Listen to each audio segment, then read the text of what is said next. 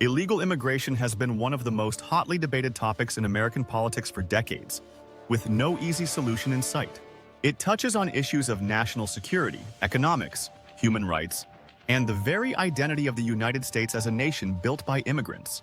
As it stands, there are an estimated 11 million undocumented immigrants living in the U.S., and the question of what to do about illegal immigration has become more pressing than ever.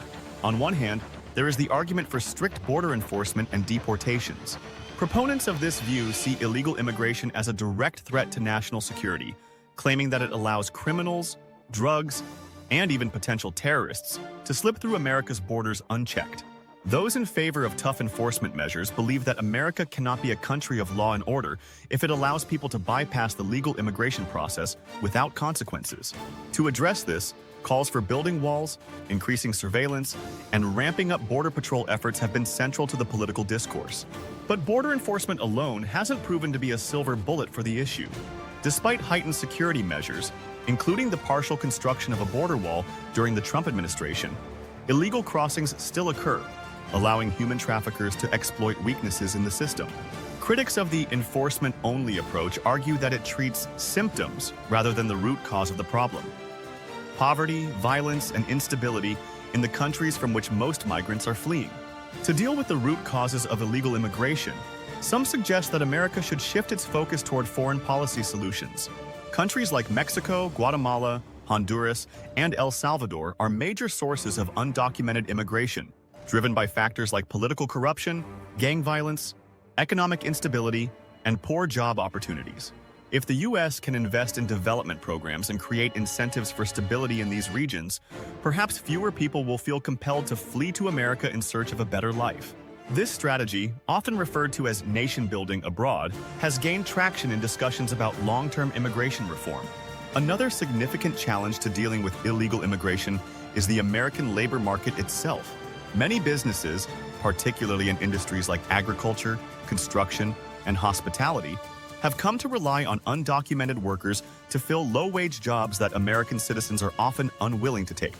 In fact, according to the Pew Research Center, undocumented immigrants make up about 4.4% of the U.S. workforce.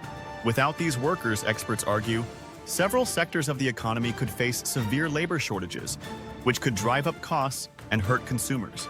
In this sense, the U.S. economy has become partially dependent on undocumented labor, further complicating the question of how to address the issue.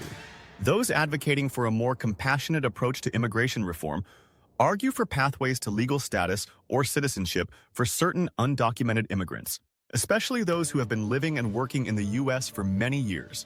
Proposals like the Deferred Action for Childhood Arrivals (DACA) program, which protects undocumented immigrants who came to the U.S. as children, offer one potential model. Supporters of this approach argue that immigrants who contribute to the economy and abide by the laws should be given a chance to earn legal status rather than being treated as criminals. Opponents of these so-called amnesty programs, however, argue that offering legal status to undocumented immigrants undermines the rule of law. They contend that it sends the wrong message to future immigrants, that it is acceptable to come to the U.S. illegally because there will always be a chance to gain legal status later on. Furthermore, critics worry that offering amnesty could incentivize even more illegal immigration, exacerbating the problem rather than solving it. Then there's the issue of family separation and detention at the border, which has sparked public outrage and international condemnation.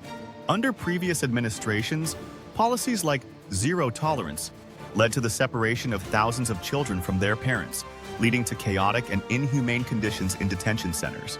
This sparked a moral and ethical debate about how the U.S. should treat migrants, particularly those fleeing violence and persecution. Is it acceptable to treat people seeking asylum as criminals?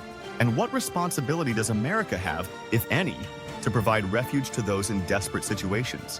One potential middle ground could be creating a more streamlined legal immigration process that reduces the incentive for people to enter the country illegally.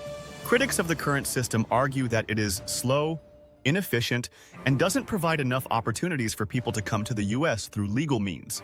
The wait times for legal immigration can take years or even decades, depending on the country of origin and the applicant's circumstances.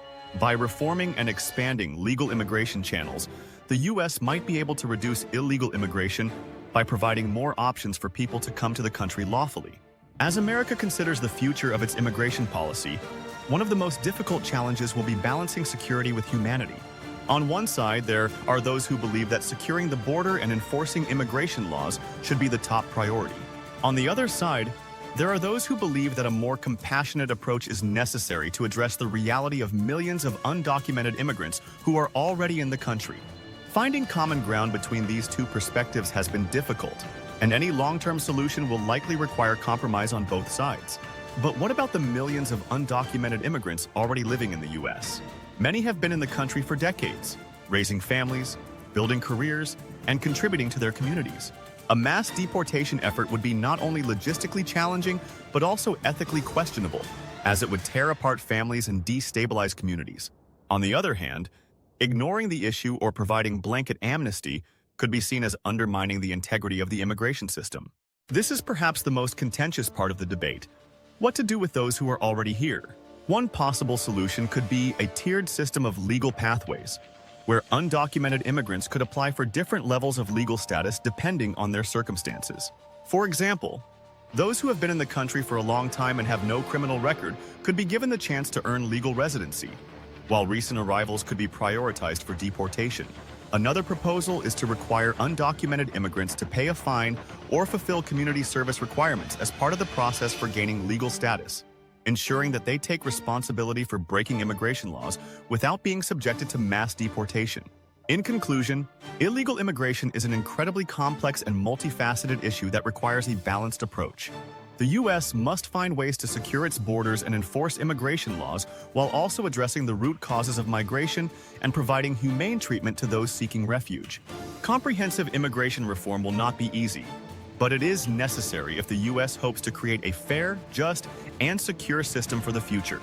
There is no one-size-fits-all solution, but a combination of better enforcement, foreign policy initiatives, economic reforms, and compassionate treatment of migrants could help America move forward on this critical issue.